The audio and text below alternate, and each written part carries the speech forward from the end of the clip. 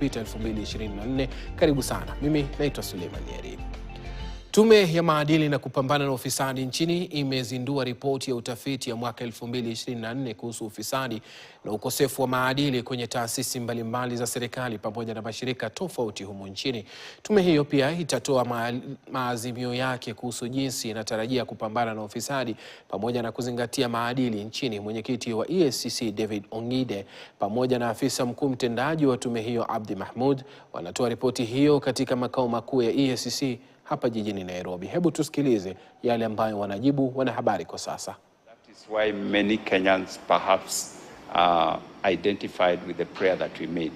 And my own personal continued prayer is that God will answer it. Thank you. Thank you so much. And still in addition, the conflict was essentially just last week. I don't know the IMF and all the other international state not give us money government. What is the impact here locally? How will that help us in this fight against corruption? And you know, the Livestream team is surprisingly, despite being the heart of the nation and just at the top, what do you recognize other than the police? What other departments are related to the survey? Thank you. What is now the Conflict of Interest Law or Act has several things that are provided for.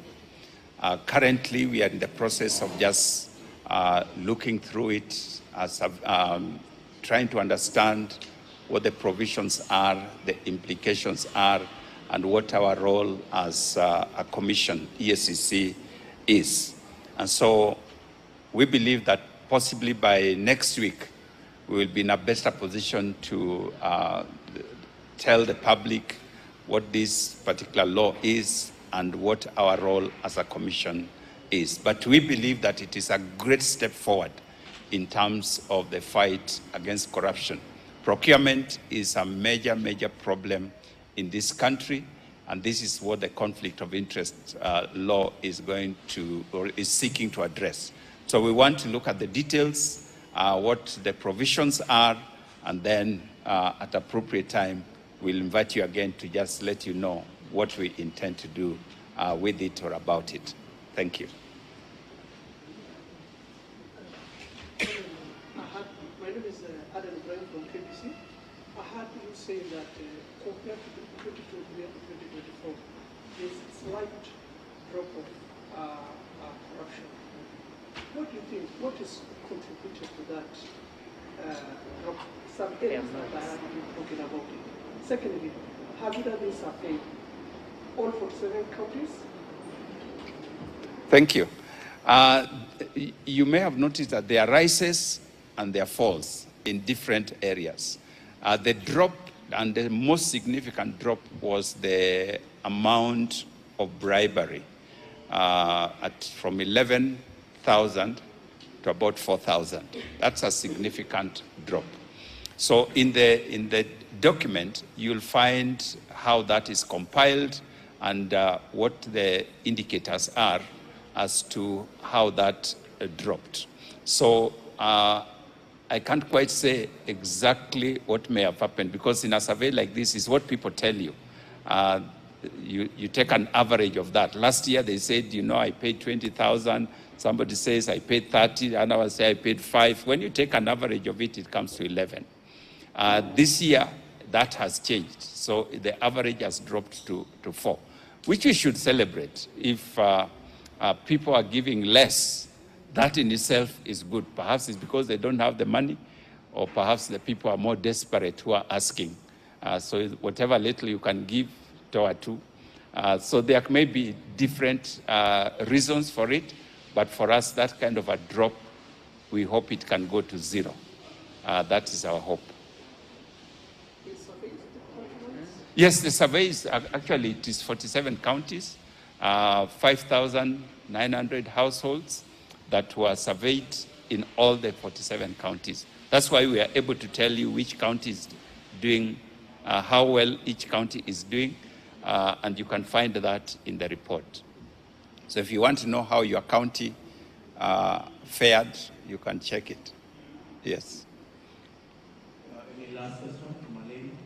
You are compliant.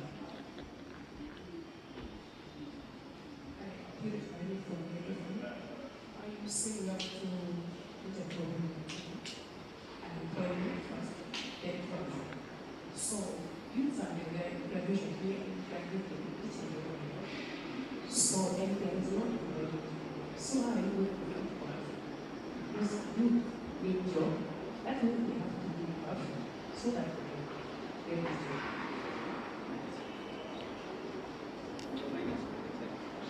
Okay.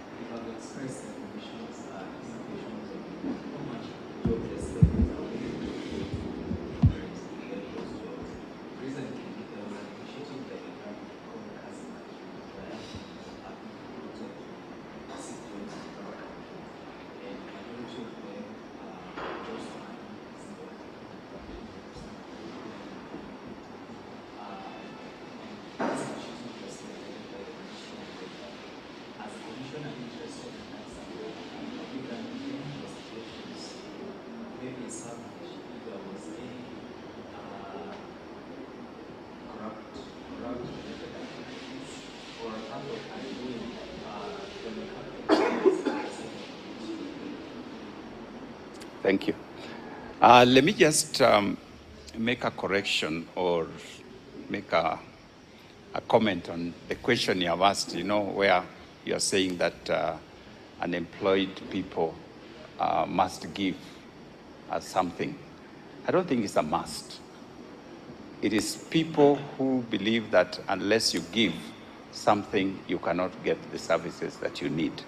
That is something that I mentioned earlier that we have to change.